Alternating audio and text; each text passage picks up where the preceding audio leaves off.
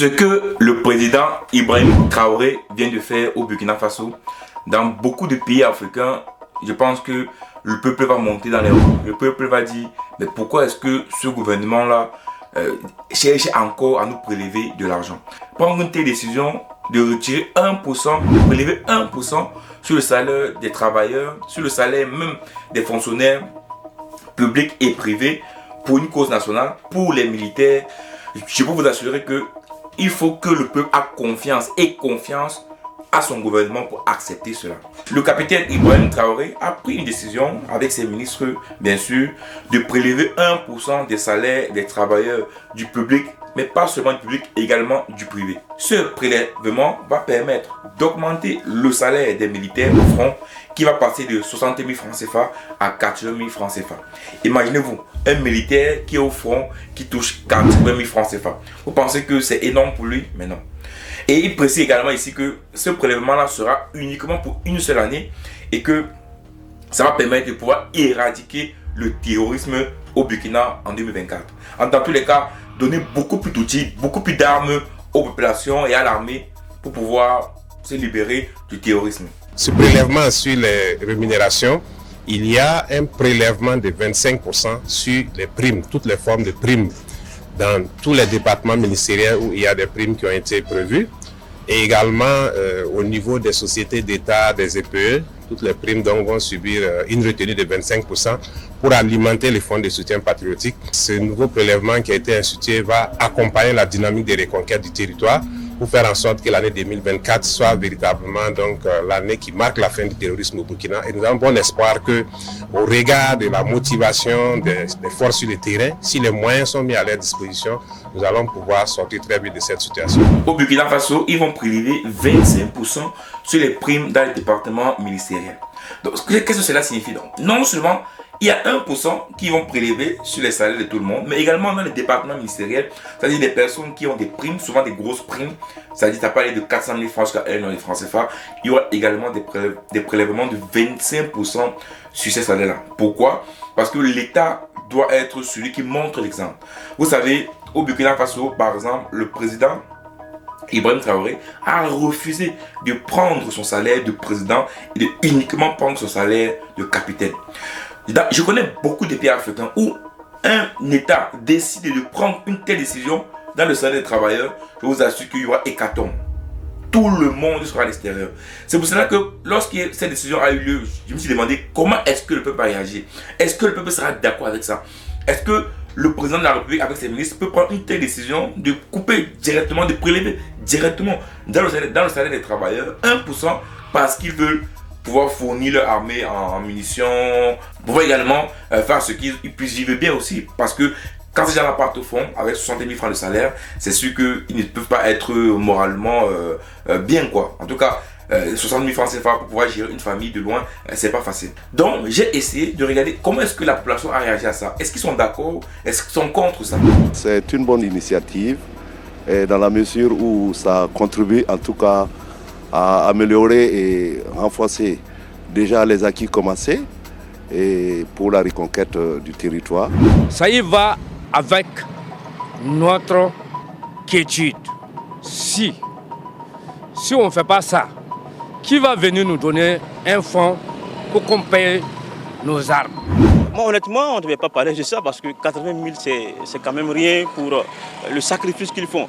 Et s'il y a aujourd'hui, s'il y a des gens qu'on doit encourager, moi je pense que c'est eux. Puisque c'est des gens qui c'est un vrai sacrifice. Voilà. Ils sont forts. C'est ça même le Burkina Faso.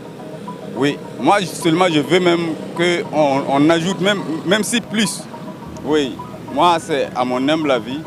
En tout cas je veux seulement qu'on améliore. Dans cette vidéo, on voit ici le peuple, ces 4 personnes, qui disent clairement que l'effet que l'État prélève 1% sur les salaires pour pouvoir éradiquer le terrorisme, ça pose pas un problème. Surtout que ces 1% là, c'est pour un an. Donc après décembre 2024, bon après ils vont faire les études, ils vont étudier, voir si c'est suffisant, est-ce qu'il faut encore faire en 2025, voilà. C'est vrai qu'on peut continuer à prélever, mais de voir déjà des populations qui sont pour ça, c'est déjà très bien.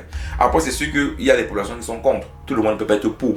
Mais la leçon à tirer ici, c'est quoi? C'est que pour que l'Afrique puisse se développer, pour que l'Afrique puisse sortir du sous-développement, pour qu'on puisse sortir de ces guerres qui nous dérangent, qui nous menacent depuis des années, on doit s'unir. On doit s'unir. Et le Burkina Faso vient encore une fois de montrer que chez eux, c'est vraiment un pays intègre. Pourquoi? Parce qu'ils décident de tout mettre ensemble pour pouvoir éradiquer le terrorisme dans ce pays.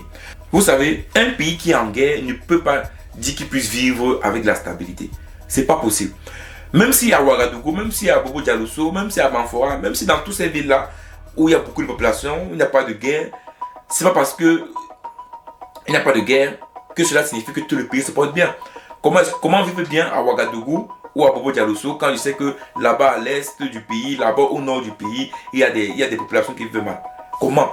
Quand un pays n'est pas stable, c'est difficile de pouvoir lancer le développement économique. Et beaucoup de pays occidentaux, beaucoup de nations occidentales ont vite compris ça. C'est pour ça qu'ils ne peuvent pas permettre à ce que l'Afrique soit stable. Quand vous voyez que les Américains et les Français mettent des bases militaires en Afrique, c'est pas pour permettre à ce que l'Afrique soit stable, non. Moi, je prends l'exemple de la République démocratique du Congo, par exemple. Le Congo fournit 90% du cobalt du monde. Et le cobalt permet de faire des batteries pour les téléphones, pour les ordinateurs, pour les voitures électriques. Imaginez-vous un peu si le Congo, la République démocratique du Congo, décide d'arrêter de produire du cobalt. Imaginez-vous la conjoncture mondiale qui aura. Imaginez-vous comment l'économie mondiale sera à terre. Le temps de faire des recherches pour trouver d'autres ressources qui peuvent remplacer le cobalt pour les batteries lithium des téléphones, des portables. Ça peut prendre 1 an, 2 ans. Mais imaginez-vous l'impact qu'il y aura dans le monde. Imaginez-vous. Donc, c'est pour cela que ce n'est pas possible que vous voyez que la République démocratique du Congo soit stable. Parce qu'il y a des personnes, il y a des occidentaux qui sont derrière pour éviter à ce que ce pays soit stable. Et ça, on vous dit que ce n'est pas seulement la France, ce n'est pas seulement les États-Unis, même la Chine, même la Russie, la République démocratique du Congo. Parce que c'est un pays qui est tellement important pour eux aussi. Tous les pays africains doivent prendre exemple de cela. Mais pour pouvoir suivre le président, dans cette voie-là, il faut encore qu'on ait confiance en son président.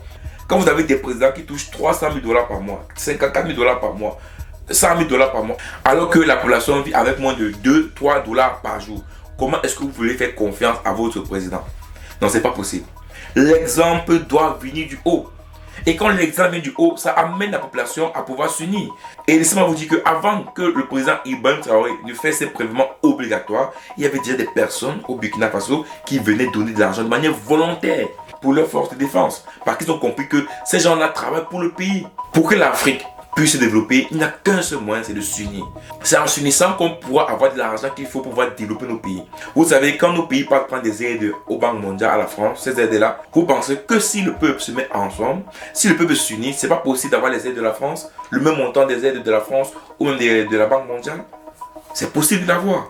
Mais pour cela, il faut que le peuple soit uni. Il faut que le peuple accepte de souffrir pour son pays, de participer également activement à l'émancipation de son pays. Donc, félicitations au Burkina Faso, continuez dans cette lancée, parce que c'est comme ça que ce pays pourra être d'abord en sécurité. Donc, il y aura plus de terrorisme à l'intérieur et après, ils vont pouvoir lancer effectivement le développement économique. Ciao.